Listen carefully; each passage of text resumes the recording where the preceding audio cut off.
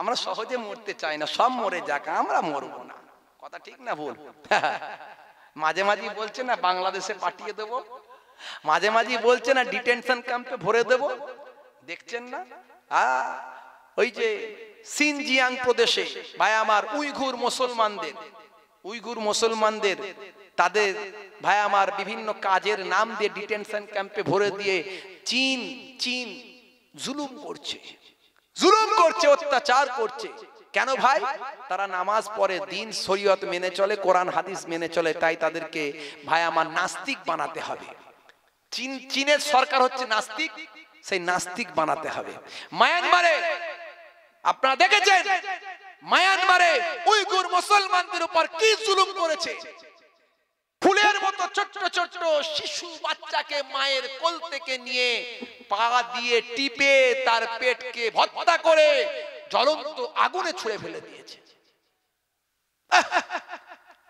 পৃথিবীর শ্রেষ্ঠ জালেম দেশ হলো মায়ানমার, পৃথিবীর শ্রেষ্ঠ জালেম দেশ হলো ভাই আমার ওই চায়না।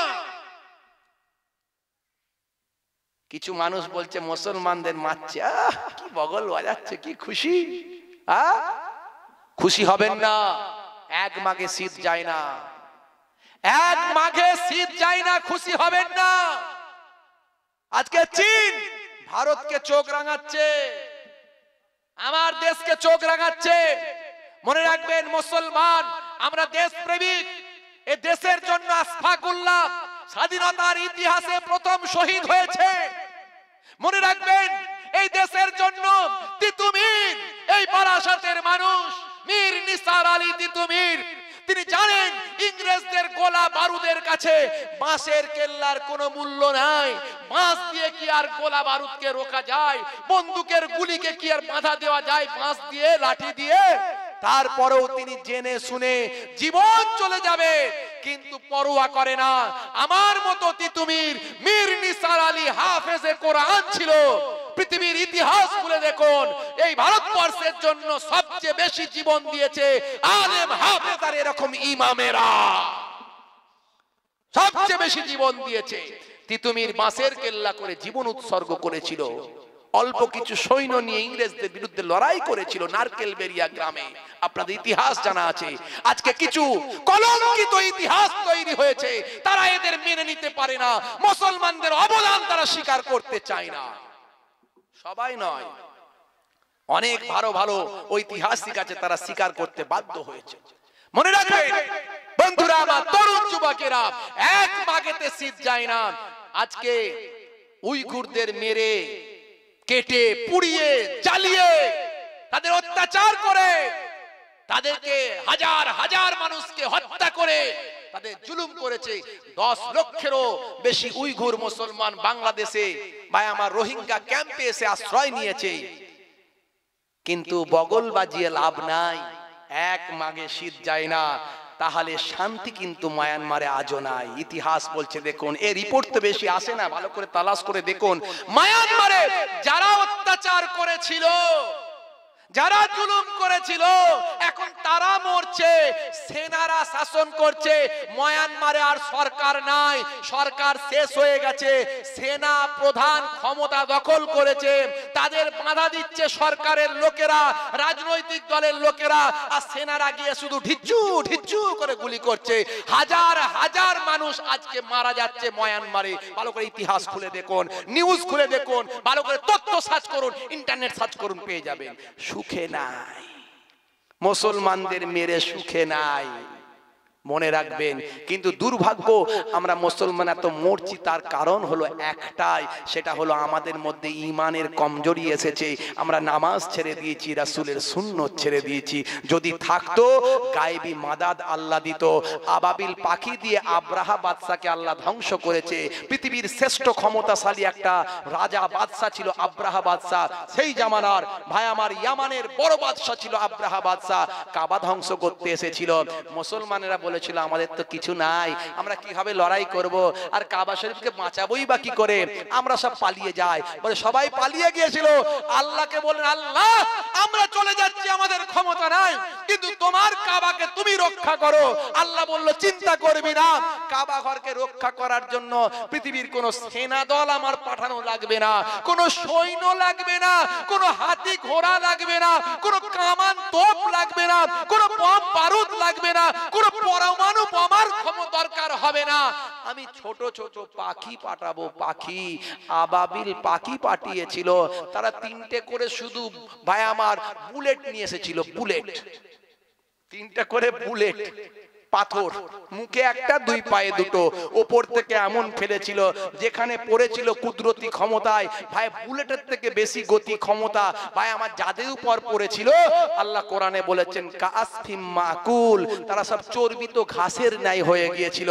আর এই ঘটনা বিশ্বনবী আগমনের পরেও মানুষের মুখে মুখে ছিল, কারণ বিশ্বনবী আগমনের কিছুদিন আগের ঘটনা, তো এই ঘটনাটা আরবের মানুষের মুখে মুখে প্রচার ছিল। আজও খবর নিলে পাবেন আরবের মানুষরা গল্প কথাই বলবে, আর কোরআনেও আল্লাহ জানিয়ে দিয়েছেন। অতএব আমরা যদি ঈমানদার হয়ে যাই, পৃথিবীর কোন শক্তি আমাদের ধ্বংস করতে পারবে না। কিন্তু দুর্ভাগ্য আমরা ঈমানদার হইনি, সাচ্চা ঈমানদারি আমাদের মধ্যে নাই। মুসলমান নামাজ ছেড়ে দিলে আর কিসের ঈমানদার রইল? হে তরুণ যুবকেরা, হে আমার বন্ধুরা, হে আমার মুরব্বিয়ানেরা, শুনে রেখে দিন বাবা, জেনে রেখে দেন। হে মুসলমান একটুখানি লক্ষ্য করুন, এমন সময় নাসারাদের পণ্ডিত বলল হাইরে সর্বনাশ, একজন বলে নবীর সম্মানের জন্য নিজের জীবন দিতে পারি, হাজার হাজার আমর ইবনে আস গভর্নর শহীদ হতে পারেন, হাজার হাজার আমরের নাক কেটে দিতে পারি, নবীর সম্মান ইজ্জতের জন্য আমি আমার জীবন দিতে পারি। আর একজন এসে বলেন আমার গভর্নরের জীবন রক্ষা করো, আমার গভর্নরের জন্য আমার মতো যুবকের হাজার হাজার যুবক নিজের জীবন দিতে পারেন। এ মুসলমানরা কি শিক্ষা পেয়েছে, কোথা থেকে শিখেছে? সেই সময় নাসারাতের পণ্ডিত বলল বুঝেছি, তোমাদের নবী তোমাদের এমন শিক্ষা দিয়েছে যে শিক্ষায় তোমাদের রাসূলের ভালোবাসা, রাসূলের সম্মান ইজ্জত তোমাদের বুকে এমন আছে, তোমরা এমন সম্মান ইজ্জত দিয়েছো রাসূলকে, এমন শিক্ষা রাসূলের কাছ থেকে এমন শিক্ষা তোমরা নিয়েছ, কোরআন আর হাদিসের শিক্ষা এমন লাভ করেছ, সারা পৃথিবীতে আজকে তাই কালেমার ঝান্ডা পৃথিবীর কোনায় কোনায় আজ উড়ছে। আজকে আমি নাসারাদের পণ্ডিত যদি জোর করে আমি যে জ্যান্ত মানুষের নাক কাটে, পৃথিবীর ইতিহাসে কলঙ্কিত অধ্যায় তৈরি হবে। পাথরের একটা স্ট্যাচুর নাকের পরিবর্তে একটা জীবিত মানুষকে হত্যা করলেন, তার নাক কেটে দিলেন, কলঙ্কিত অধ্যায় তৈরি হবে। আজ তোমাদের কাছ থেকে আমি শিক্ষা নিলাম, হাই রে হাই, হাই রে হাই, বুঝেছি তোমাদের নবী কি শিক্ষা দিয়েছেন, তাই তো আজকে সারা পৃথিবীতে কালেমার ঝান্ডা উড়ছে। আজ আমি প্রতিজ্ঞা করলাম না না, পাথরের একটা স্ট্যাচুর নাকের পরিবর্তে জ্যান্ত মানুষকে কখনোই হত্যা করতে পারবো না। জোরে হবে না, জোরে হবে না, নারী দেখবে কেমন নবীকে তারা ভালোবেসেছে, রাসূলের সুন্নত তরিকা তারা কেমন মেনেছে। একটুখানি বুকে হাত দিয়ে চিন্তা করুন। হে মুসলমান, হে মুসলমান, আপনি রাসূলের সুন্নত তরিকা মেনে চলুন। আপনার ভাইকে ভালোবাসুন, বাপকে ভালোবাসুন, মাকে ভালোবাসুন, স্ত্রীকে ভালোবাসুন, প্রতিবেশীকে ভালোবাসুন, আলেমদের সম্মান করুন। আলেমদের ইজ্জত আল্লাহ সবচেয়ে বেশি দিয়েছে, কারণ নবী আর আসবে না, নবীদের কাজটা আলেমরা করবে। আমরা এত জান দিচ্ছি কেন? এটা কখনো দেখতে পারতেন না, এক ভাই আর এক ভাইকে মারবে, এটা কখনো নবীরা সহ্য করতে পারতেন না, সব সময় চেষ্টা করতেন তারা অন্যায় থেকে দূরে সরে আসুক। বর্তমানে আলেমরা সেই নবী আনা কাজগুলো করছে, যাতে করে এক ভাই আর এক ভাই ভ্রাতৃত্ব মহাব্বত ভালোবাসা তৈরি হয়, ইমানদার হয়, অন্যায় থেকে দূরে সরে আসুক, জাহান্নামের আগুন থেকে নাজাত পাক। তাই আলেমরা সেই কাজ করছে। নবী বলেছেন নবী আর আসবে না, কিন্তু ওয়ারাসাতুল আম্বিয়া, নবীদের বংশধরেরা আসবে। জোরে হবে না, মান যারা আলিমান ফাকান্নামা যারানি, যে আলেমে হাক্কানির সঙ্গে দেখা করলো, মুলাকাত করলো, একজন আলেমে হাক্কানিকে দেখলো, সেজন্য আমি রাসূলুল্লাহকে দেখলো। মান সাফাহা আলেমান ফাকান্নামা সাফানি, যে আলেমে হাক্কানির সঙ্গে মুসাফা করলো, মুলাকাত করলো, সে যেন আমি রাসূলুল্লাহর সঙ্গে মুলাকাত করলো। মান জালাসা আলেমান ফাকান্নামা জালাসানি, যে আলেমে হাক্কানির মজলিসে গিয়ে বসলো, যে আলেমে হাক্কানির মজলিসে গিয়ে বসলো, সে যেন আমি রাসূলুল্লাহর মজলিসে এসে বসলো।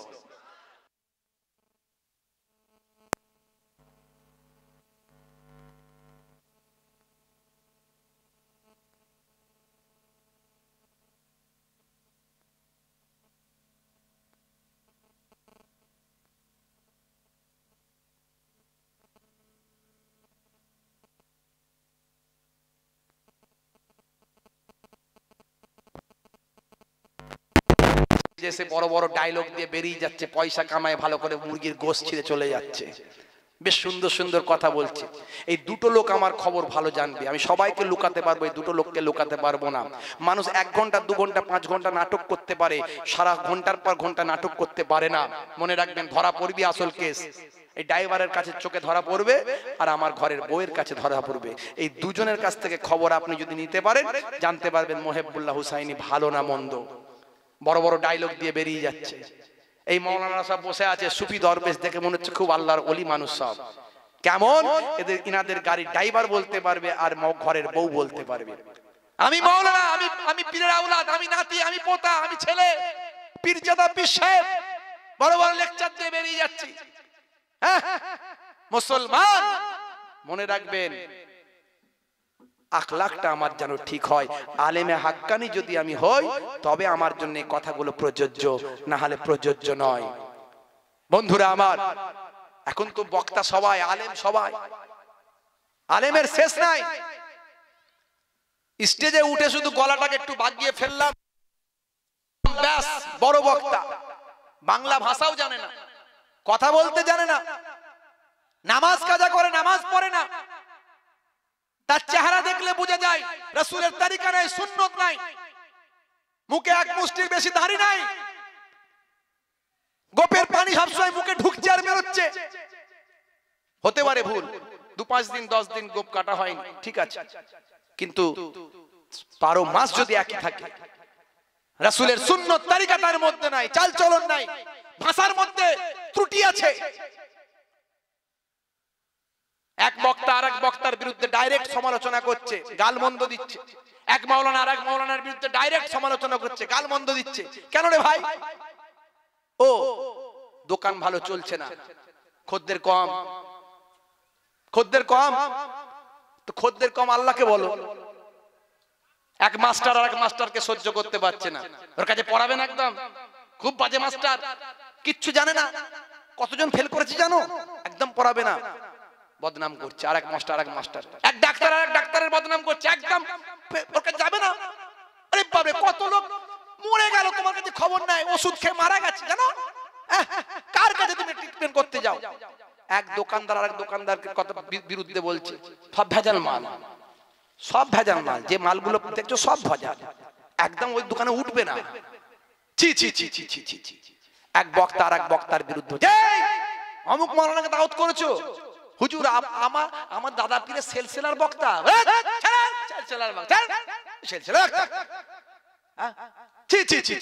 অমুক বক্তাকে দাওয়াত করেছো, একদম ভিটেই তুলবে না, বরবাদ হয়ে যাবে। বন্ধুরা আমার, তরুণ যুবকেরা আমার, কত কালেম সে যে আবার বক্তৃতা দেয় মাইকে, পেটে কয়েক ঘুষি দিলেও ডিগ্রি পাওয়া যাবে না। ভাই আমার কিছু জ্ঞানগম্য থাকলে তবে দিতে পারবো, আমি কিছু নিজেই জানি না, আপনাদের কি শেখাবো? আপনারা আমাকে মাস্টার বানিয়ে এখানে বসিয়ে দিয়েছেন, আমার পেটেই কিছু বিদ্যা নেই, আমি কি বলবো? যাকে তাকে নিয়ে এসে স্টেজে বসিয়ে দিচ্ছেন। কত কালেম সে যে আবার বক্তৃতা দেয় মাইকে, পেটে কয়েক ঘুষি দিলাম ডিগ্রি পাওয়া যাবে না। বাংলা ভাষাও ঠিক জানে না, বাংলা ভাষাও ঠিক জানে না, বিবেকের নাই জ্ঞান, ওরা নাদান মুসলমান, ওরা নাদান মুসলমান, ওরা নাদান মুসলমান, ওরা নাদান মুসলমান। এ ভালো নয় সে ভালো নয়, ভালো ভালো আছে কে? এসে শুধু বলবে এ ভালো নয়, ও ভালো নয়, সে ভালো নয়। ভালোটা আছে কে? ঘোড়ার ডিম। কে ভালো তাহলে? এ ভালো নয় সে ভালো নয়, ভালো ভালো আছে কে? তাদের ভক্ত না হইলে বাতিল খিতাব পাবে সে। এ ভালো নয় সে ভালো নয়, ভালো ভালো আছে কে? তাদের ভক্ত না হইলে বাতিল খিতাব পাবে সে। বাংলা ভাষাও ঠিক জানে না, বাংলা ভাষাও ঠিক জানে না, বিবেকের নেই জ্ঞান, ওরা নাদান মুসলমান, ওরা নাদান মুসলমান। আলেম দুই প্রকার, একটা আলেম হলো ওয়ারাসাতুল আম্বিয়া, আর একটা আলেম হলো ওয়ারাসাতুশ শয়তান। তাদের কাজকর্মগুলোর মধ্যে শয়তানি খসলত পাবেন। এই আলেমদের মনে রাখবেন, এদের চেহারা দেখলে সওয়াব হবে না, এদের সঙ্গে মুসাফা করলে রাসূলের সঙ্গে হবে না। কিন্তু এক ধরনের আলেম, তাদের আখলাক চরিত্রটা সব রাসূলানা পাবেন। এদের চেহারা দেখবেন, এদের ওয়াজ শুনবেন, এদের চেহারা দেখবেন, এদের মজলিসে গিয়ে বসবেন, এদের ওয়াজ শুনবেন, এদের সঙ্গে মুসাফা করবেন। এদের সঙ্গে মুসাফা করলে রাসূলের সঙ্গে মুসাফা করা হয়, এদের মজলিসে গিয়ে বসলে রাসূলের মজলিসে গিয়ে বসা হয়। আর এদের চেহারাখানা দেখলে সাগীরা গুনাহগুলো ঝরে পড়ে যায়। মনে রাখবেন বাবাজি, দুটো নাসিহাত করলাম, আল্লাহ রাব্বুল আলামিন আমাদের হেদায়েত করেন। আমার দাদা পীর চোখওয়ালা পীর ছিলেন, মানুষকে চোখ খুলতে শিখিয়েছিলেন, ভণ্ডামিকে কখনো বরদাস্ত করেননি। আমার দাদা পীর হক সেলসেলা, কখনো ভণ্ডামিকে প্রশ্রয় দেননি। অন্ধভক্ত, কখনো ইসলামে বিশ্বাস নাই। আপনি চোখ দিয়ে ভালো করে যাচাই করুন, তবে ভক্ত হন, তবে ভালোবাসার মানুষ হন। মোহেবুল্লাহ হুসাইনি ছোট হুজুরের নাতি, পিননগর হুজুরের পোতা, মাশাআল্লাহ মাশাআল্লাহ, মারো তাকবীরের ধ্বনি। মোহেবুল্লাহ হুসাইনিকে ভালো করে চেনো, জানো, বুঝো, তারপরে তাকবীর দাও, তার আগে নয়। মনে রাখবেন বাবা, আয়ে তরুণ যুবকেরা, অন্ধ ভক্ত হবেন না, চোখওয়ালা ভক্ত হতে হবে। ইসলাম চোখওয়ালা শিখিয়েছে, দাদা পীর চোখওয়ালা শিখিয়েছে।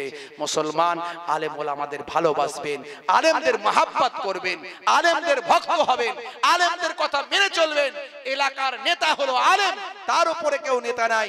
যত বড় বড় নেতা থাকুক না কেন, ইমামের থেকে বড় নেতা নাই কেউ। যে আপনার মসজিদের ইমাম, এখন মসজিদের ইমাম সাহেব দেখে ঘর কা মুরগি ডাল বারাবার করে দিয়েছে। ইমাম সাহেব মানে কি হবে ভাই? বলে মুরগি জবাই করবে তাই। ওই ইমাম সাহেব রেখেছি, কোনো অসুবিধা নাই। মুরগি জবাইয়ে দেরি হলে টিকিট কেটে পাতা গুটিয়ে ঘর পাঠিয়ে দেবো, কোনো অসুবিধা নাই। ইমাম সাহেব, আমার ছেলে দেখাশোনা আছে, বলেছিলাম না একটু তাড়াতাড়ি আসতে। দূর বাবু, আপনি কেমন লোক, আপনার কোনো জ্ঞান গম্য নাই। সত্যি একটা মানুষ বটে, কি যাচ্ছে তাই কথাবার্তা, একটা ইমামকে, একটা আলেমকে। আপনার ছেলের বিয়ে দেখাশোনা করার জন্য ইমাম সাহেব আছে নাকি? হ্যাঁ, বর্তমানে যা অবস্থা, আমি সব জায়গায় বলছি, আজও বলে যাচ্ছি মিডিয়ার সামনে, আগামী দিন ইমাম খুঁজে পাবেন না। আগামী দিন ইমাম সাহেব খুঁজে পাবেন না। আপনার ছেলেটার চাকরির ব্যবস্থা করছেন যাতে 30,000, 40,000, 50,000 টাকা মাইনে হয়। আর ইমাম সাহেবের মাইনে কত দিয়েছেন? একটু মাইনে যদি 500, 1000, 2000 বাড়াতে বলে, বাড়ানো যায় নাকি? কি বলেন আপনি? তাড়াতাড়ি মেরে অস্থির হয়ে যাচ্ছেন। মাইনে কত? 4000, মাইনে কত? 6000। 6000 টাকা ইমাম থাকবে, তার সংসার নাই? বলো আল্লাহ খাওয়াবে। ইমাম সাহেবের বেলায় আল্লাহ খাওয়াবে, তোমার ছেলের বেলায় কে খাওয়াবে? হ্যাঁ, ইমাম সাহেবকে বলছি, ইমাম সাহেব একটু দোয়া করবেন, আমার ছেলে ইন্টারভিউ আছে তো, একটু জুম্মার নামাজ পড়ে খাস করে দোয়া করে দেন। 50 টাকা পকেটে দিয়ে, ইমাম সাহেব একটু জুম্মার নামাজ পড়ে ছেলের জন্য খাস করে দোয়া করে দেন, একটু ভালো চাকরি পাচ্ছে, ইন্টারভিউ আছে সোমবারের দিনে, একটু খাস করে সবাইকে দোয়া করেন, যেন ছেলে চাকরিটা লেগে যায়, বুঝতে পারছেন?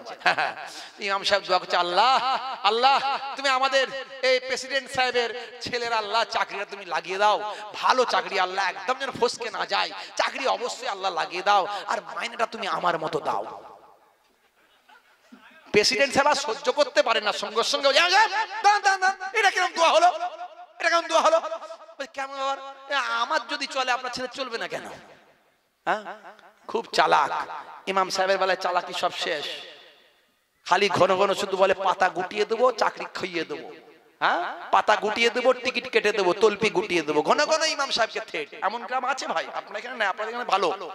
এমন গ্রাম আছে, পাতা গুটিয়ে দেবো, টিকিট কেটে দেবো, তলপি গুটিয়ে দেবো, শুধু বলে ঘন ঘন ইমাম সাহেব আমি কে চেনেন, খালি হুমকি, আমি কে চেনেন, এ বলে আমি কে চেনেন। কাকে চিনবে রে বাবু? তোমার ঘরের চাকর নাকি ইমাম সাহেব? আল্লাহর ঘরের খেদমতে এসেছে, অত সহজ নয়। এখন ইমাম সাহেব মনে মনে চিন্তা করছে, ঠিক আছে পাতা গুটিয়ে দেবে, তলপি গুটিয়ে দেবে, একটা ইমাম সাহেব এসেছে সেরকম, বুঝতে পারছেন। কিছুদিন পরেই বলছে, আমি বুঝতে পারছিলাম ঘন ঘন আপনারা থ্রেট দেবেন আমাকে, আমার কাছে সব খবর আছে, তাই আমিও আপনাদের তলপি গুটিয়ে দিয়েছি। বলে ইমাম সাহেব বলছে তলপি গুটিয়ে দিয়েছি, তা আমি, আপনি আবার কি তলপি গুটালেন? বলছে বলবো, বলে বলো, বলছি তাহলে, বলে বলো। বলে যতদিন নামাজ পড়িয়েছি ওযু আমি করিনি। সামলাও এবারে ঠেলা, ঠেলা সামলাও এবারে। হ্যাঁ, তাহলে ইমামদের সঙ্গে লাগলে হবে না, ইমামকে সম্মান করতে হবে। কথা ঠিক না ভুল? আগামী দিন ইমাম আর পাওয়া যাবে না। আপনার ঘরের আপনার বাপের জানাজাটা আপনাকে পড়াতে হবে। তৈরি হন এখন থেকে, কারণ ইমাম সাহেব আর আসবে না, ইমাম আর থাকবে না।